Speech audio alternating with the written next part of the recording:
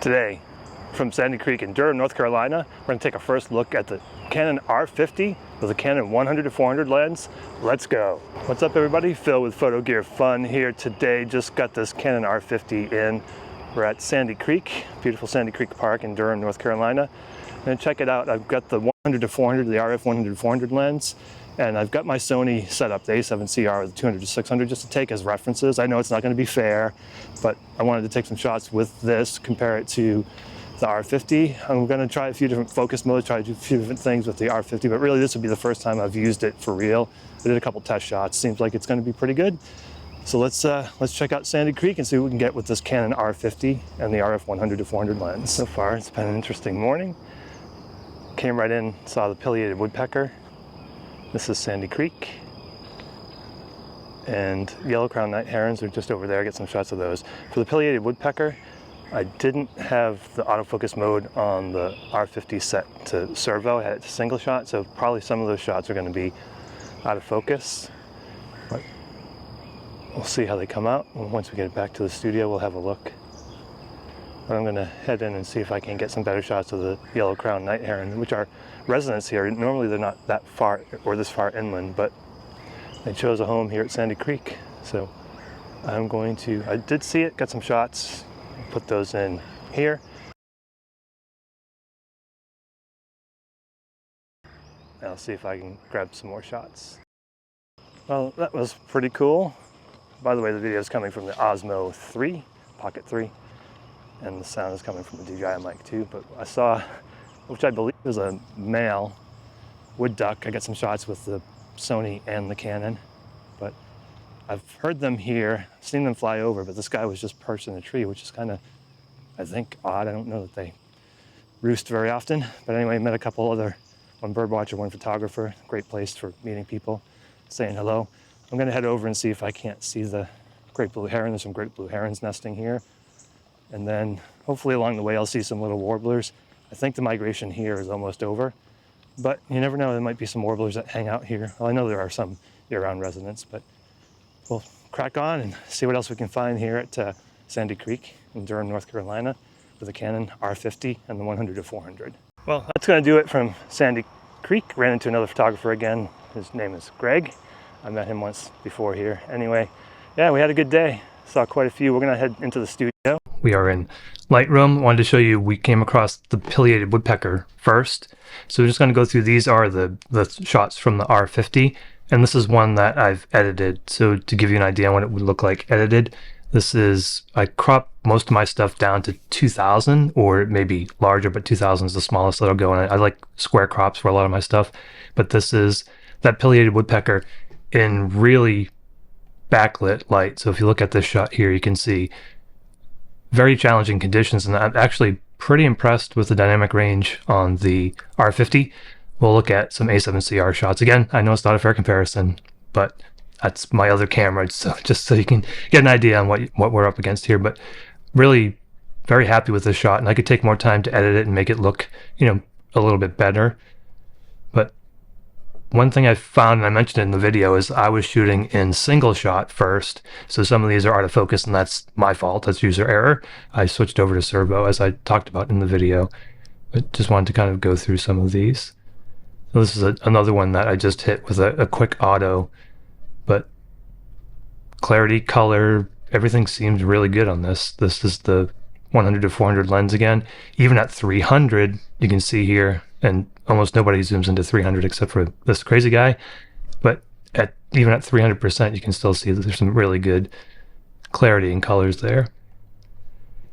So we came across this is the star of Sandy Creek. We named her, and I'm not sure, there were 5 of them there. I'm not sure if this is Sandy herself, but let's go into 100% here. And you can see it missed focus here. And this was after I switched over. So it did have challenges with focus, specifically when it was in a little bit lower light. You can see the ISO here is 1250. But the very next shot, it snapped into focus.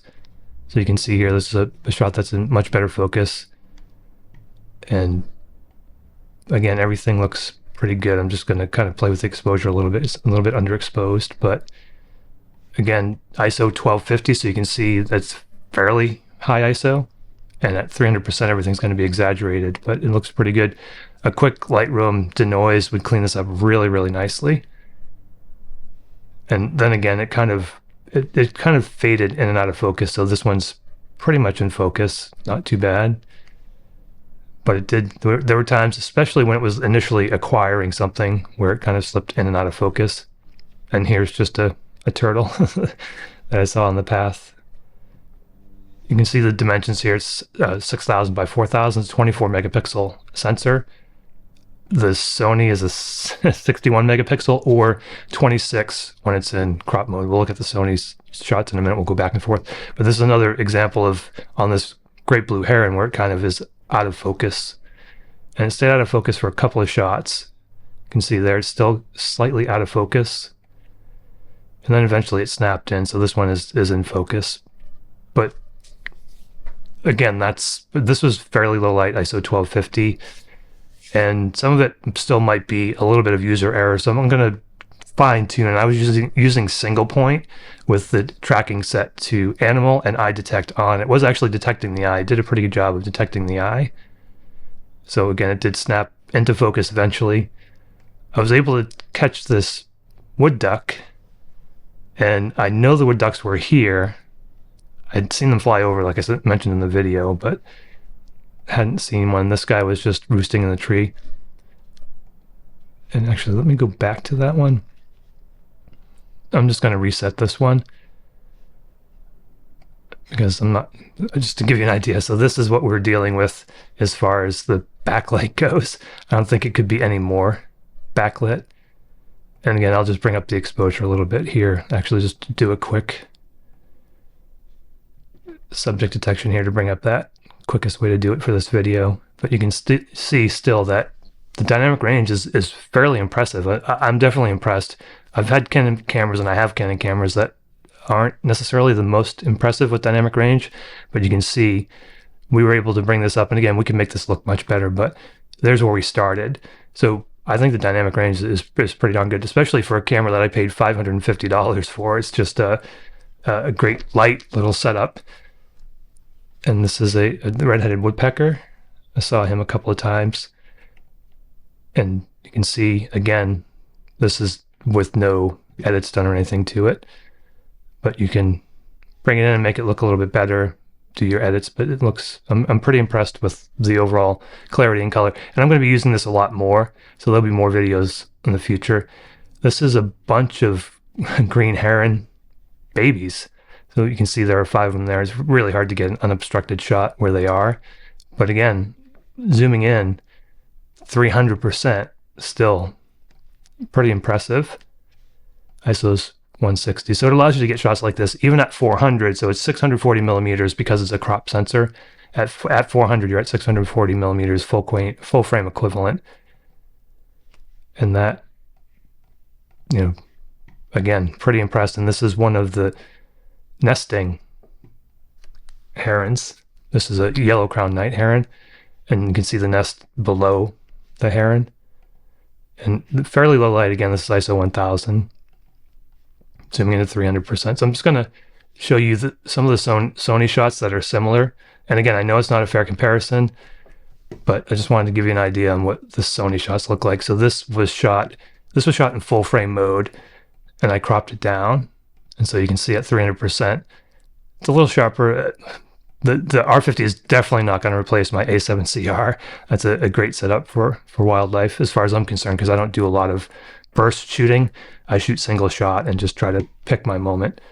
But just to give you an idea on what the Sony shots look like. Is there a huge difference between the two? Yeah, I mean, if we're not in crop mode here, and yeah, I know the Canon R5 or R50 is a crop sensor, but this is the 9,000 by 4,000, something like that. But I crop these down again to whatever looks good, but no smaller than usually 2,000. So similar light situation. I think that Sony has a little bit better dynamic range, but the Sony's also a $3,000 camera. So that's what I wanted to show you. Again, subscribe. There's going to be more with this. I'm going to do a vlog test with it very soon, probably this week, so stay tuned for that.